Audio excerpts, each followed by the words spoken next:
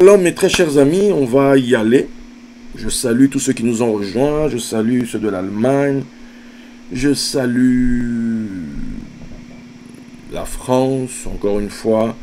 Bref, mes très chers, bienvenue à tous sur ce direct. C'est l'Honoris Doctor of Divinity, David Jean Alain Moutamba, en direct, très chers amis, de Lyon, dans le cadre du Game of God.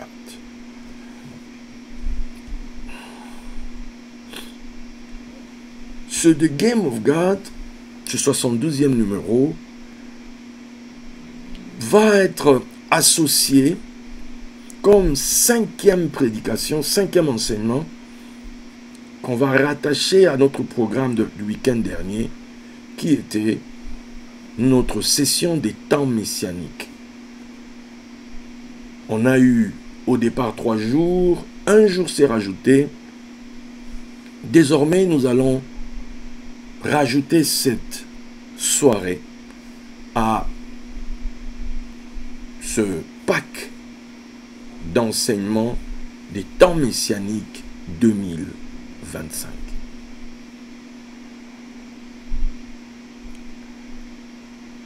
Ce message que je vais vous donner, pour moi j'avais terminé en fait les temps messianiques et nous étions en deuil sur Lyon ici.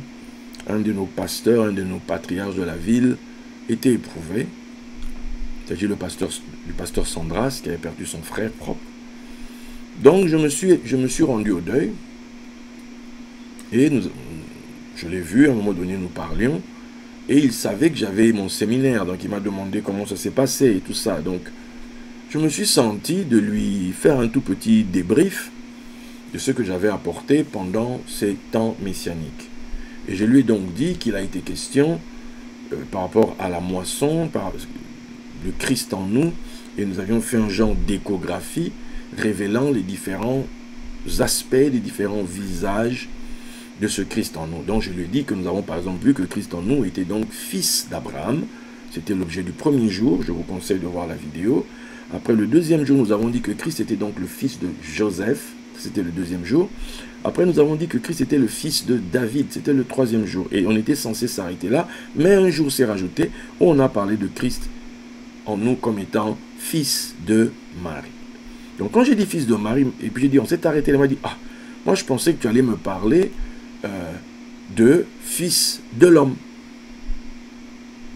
Et il dit fils de Marie, j'ai jamais entendu ça, tout ça. Donc j'essaie de lui en parler, mais il a parlé de fils de l'homme. Je lui ai dit, bon, je pense que j'en ai déjà parlé à l'époque, tout ça, mais j'avais pas trop de conviction à ce sujet. Mais le fait, quand il a dit fils de l'homme, j'ai ressenti que c'était comme une commande de l'esprit, qu'il fallait que je parle comme j'ai parlé des autres là, que je parle de la manifestation du fils de l'homme. Donc je savais que soit j'en parlais dans la semaine, soit je devais en parler aujourd'hui. C'était une obligation, c'était là qu'il fallait que je parle de ça. Maintenant, il fallait que je trouve le temps de me poser pour que la même dynamique qui m'a porté pendant le temps messianique puisse encore m'éclairer sur ce sujet. Dieu merci, j'ai eu ce temps durant cette nuit pour me préparer. Et je pense que nous tenons là quelque chose d'énorme, quelque chose de grand. Ceux qui savent déjà, qui connaissent peut-être déjà ça, tant mieux pour vous. Mais pour ceux qui ne savent pas, mes très chers amis, attrapez-moi quelque part et ne me lâchez pas jusqu'à ce qu'on va finir. Ok? Parce que on a quelque chose là. Ok? Donc, ce soir, nous allons donc aller dans la direction de Christ en nous en tant que le Fils de l'homme, en tant que le Fils de l'homme. Parce que voyez-vous, très chers amis, quand nous lisons les évangiles,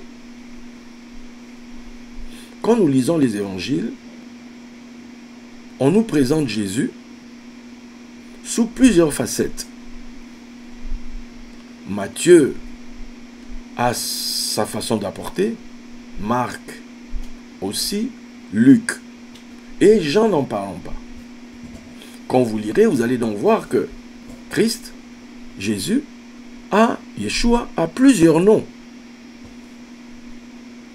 D'ailleurs, pendant les temps messianiques, donc, nous avons abordé certains d'entre eux, certaines présentations. Nous avons vu Matthieu 1.1, évangile de Jésus-Christ, fils de David, fils d'Abraham. Donc, ça c'est Matthieu. Il nous présente Jésus comme étant fils de David, fils d'Abraham. Ok. Pas de problème.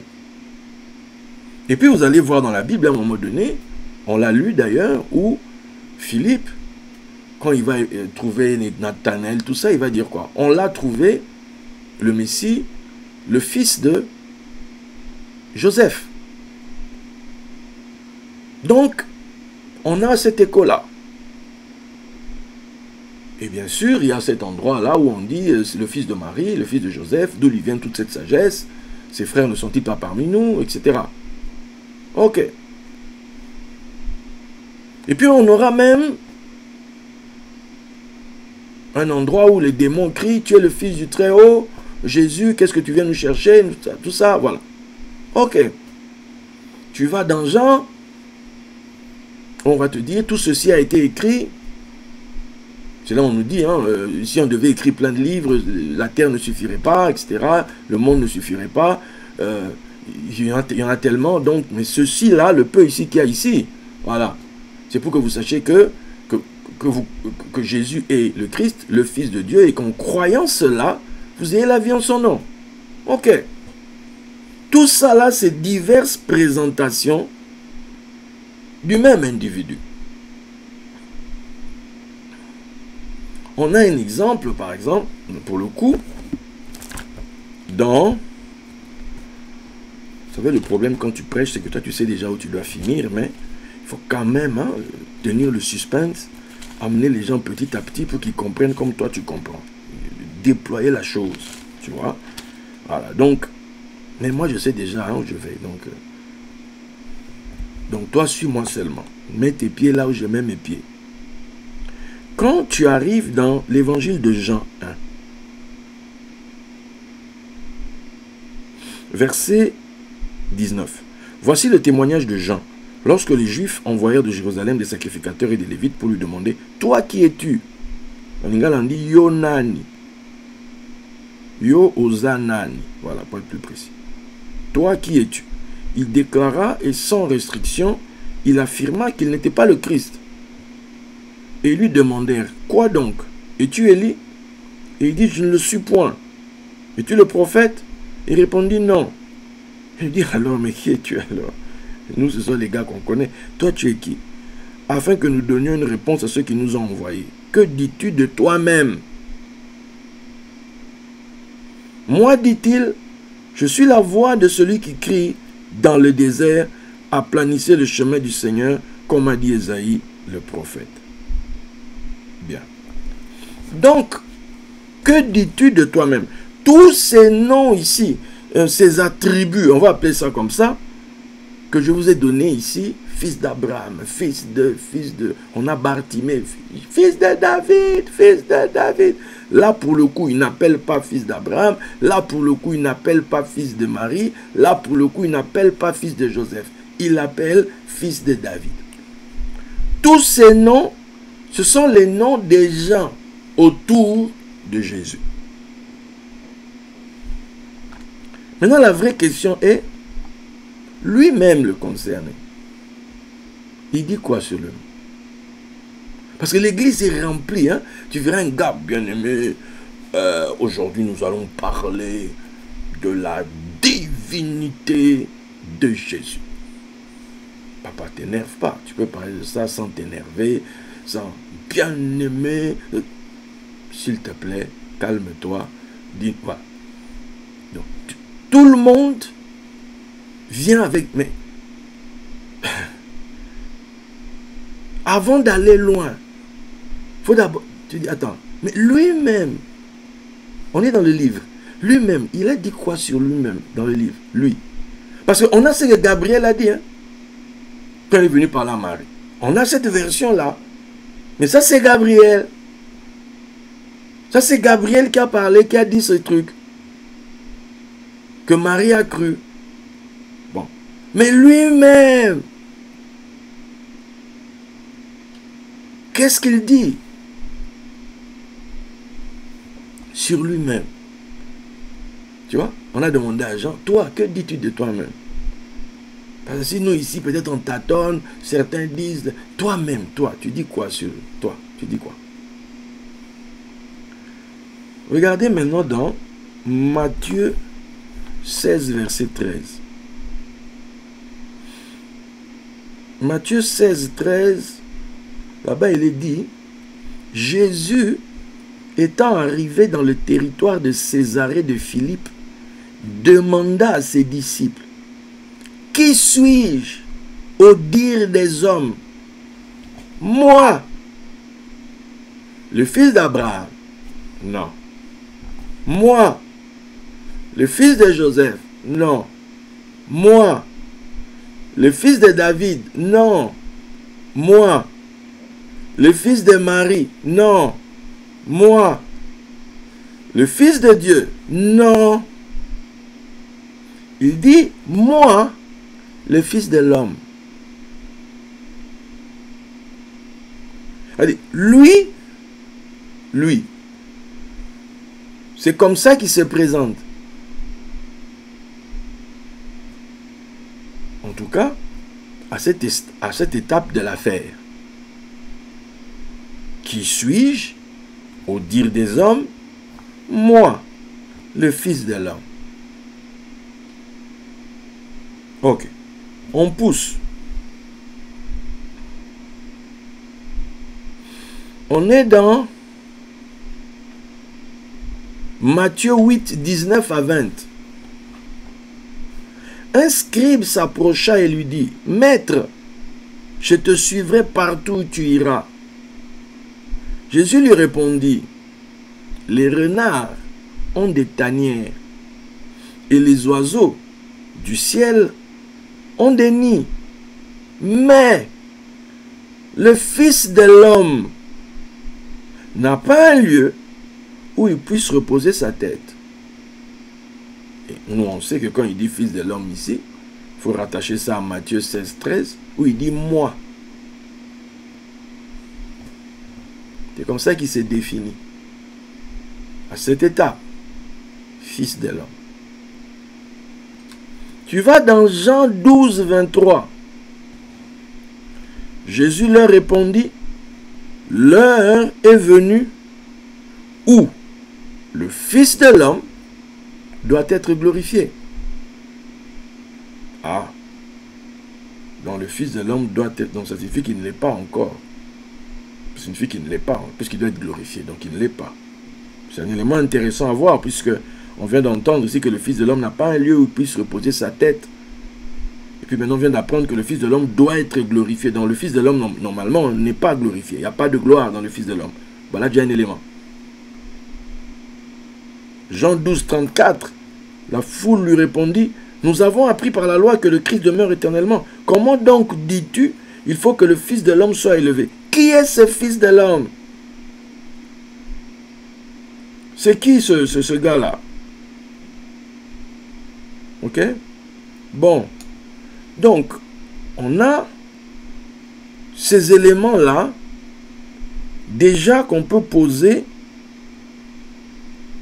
et on va en trouver encore d'autres. Hein? Voilà. Pourquoi pas?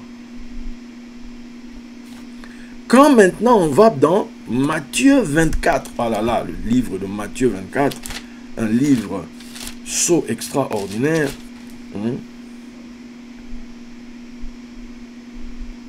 Matthieu 24,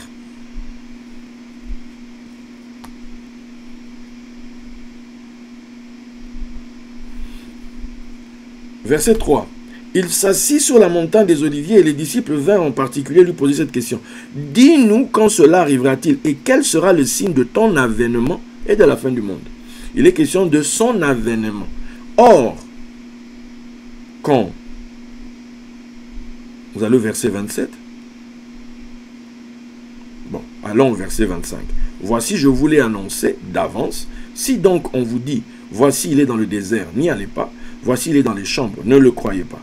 Car, comme l'éclair part de l'Orient et se montre jusqu'en Occident, ainsi sera l'avènement du Fils de l'homme. N'oubliez pas, quel sera le signe de ton avènement? Ainsi sera l'avènement du Fils de l'homme. Donc, c'est qui ce Fils de l'homme? C'est lui. Et donc, il est donc question ici de l'avènement, on va définir ça tout à l'heure, du Fils de l'homme. Ok? Tu vas au verset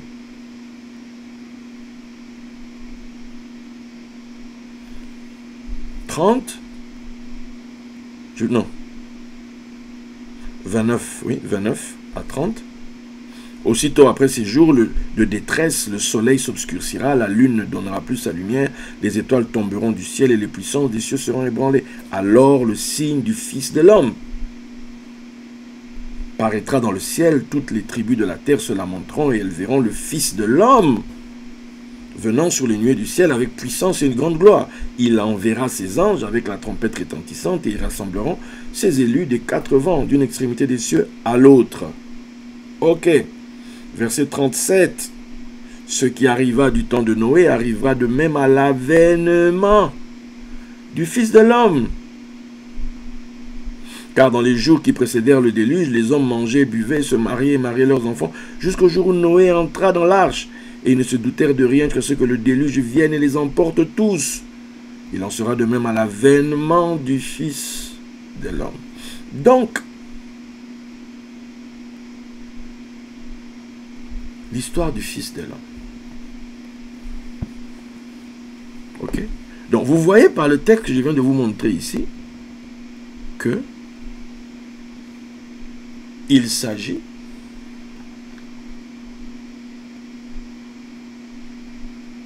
de lui-même, puisque c'est ainsi qu'il se présente. Jésus dans la Bible ne s'est pas présenté comme étant il est Dieu. Non, tous titres là, c'est les gens hors de lui qui disent ça. Mais dans le texte biblique tel que nous lisons, lui s'est toujours présenté comme étant Fils de l'homme. Je vous ai lu à une époque un texte, mais quand on lit ça, les gens ne veulent pas écouter en fait, parce qu'ils ont peur de la conséquence. Et comme la conséquence bouleverse leur doctrine, ils ne veulent pas écouter. Mais je vais encore lire le texte. Philippiens 2, 5. Ayez en vous les sentiments qui étaient en Jésus-Christ, existant en forme de Dieu, il n'a point regardé son égalité avec Dieu comme une proie à arracher, mais il s'est dépouillé lui-même en prenant une forme de serviteur. En devenant semblable aux hommes, il a paru comme un vrai homme. Un autre texte dira un simple homme. Il a paru comme un simple homme.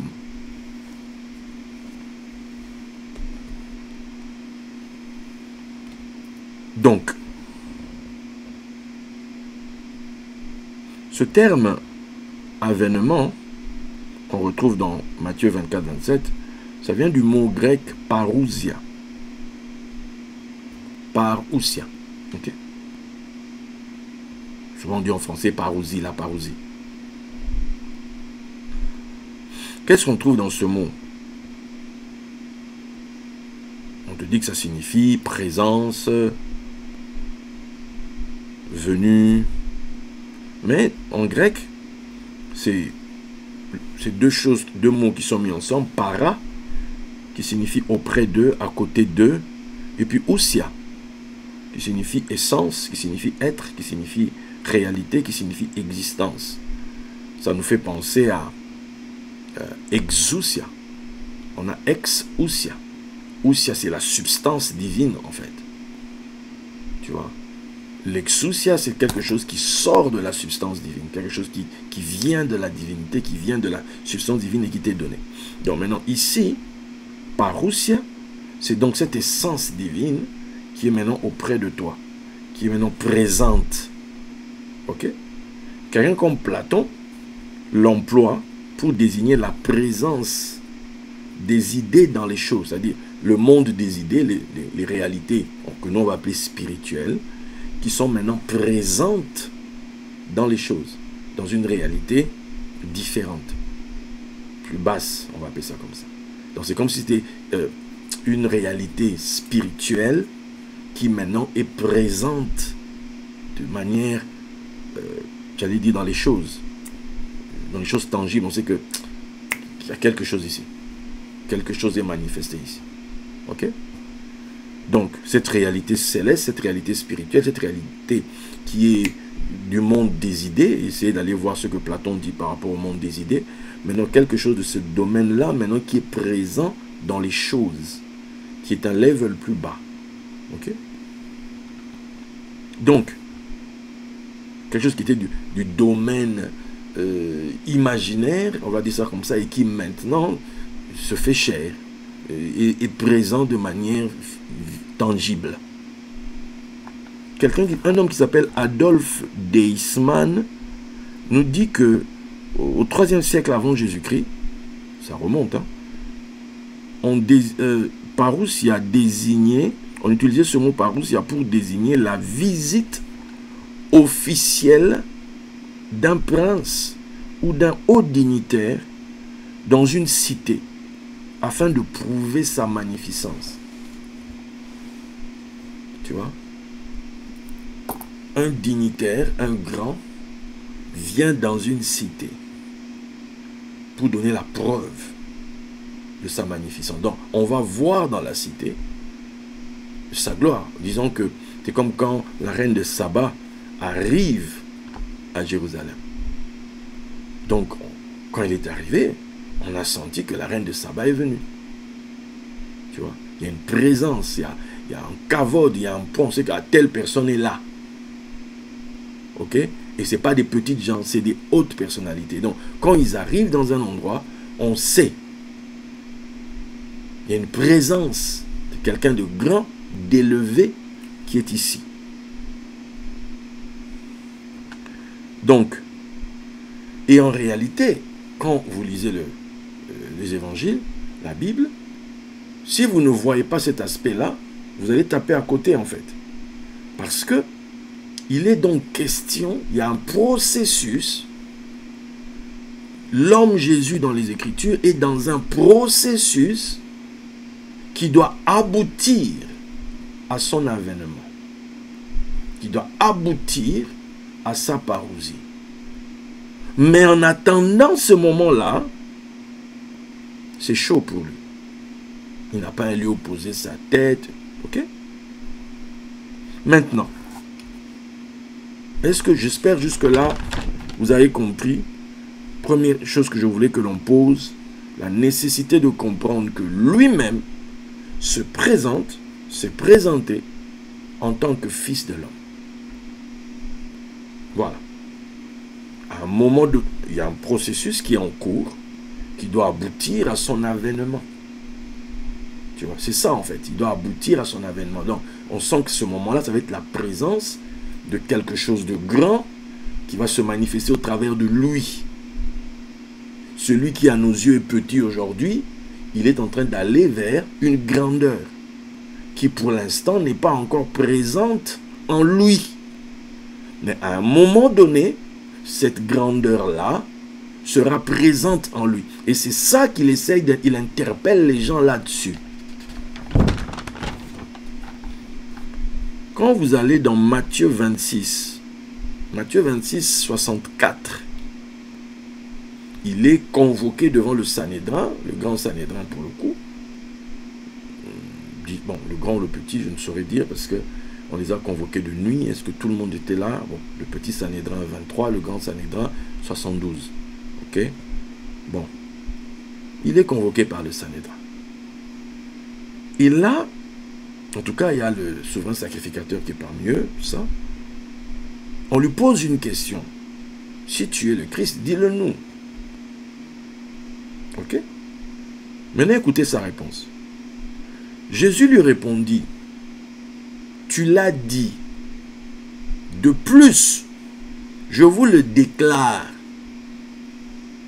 Comme les gars l'ont dit, Jésus a dit qu'il m'a l'embêté. Il a dit que Jésus faisait... Il n'était pas simple. Quand il était dans son truc, il pose les choses. Vous, après, débrouillez-vous. Quand il ne parle pas, c'est mieux. Mais quand il commence à l'ouvrir, ah, vous êtes mal. Au moins, on est mal, on est mal, on est mal. Donc, de plus, je vous le déclare, vous verrez désormais le Fils de l'homme assis à la droite de la puissance de Dieu et venant sur les nuées du ciel. C'en était trop pour le souverain sacrificateur qui a déchiré ses vêtements. Or, nous sommes à la veille de Pessah. Quand il déchire ses vêtements, il s'est rendu lui-même impropre au sacrifice. Il a mis un terme à son sacerdoce à ce moment-là. Voilà, c'était... Voilà. Pourquoi il n'a pas supporté la charge, il n'a pas supporté cette parole-là. Parce que eux savaient ce que Jésus venait de faire, un mix de deux versets majeurs.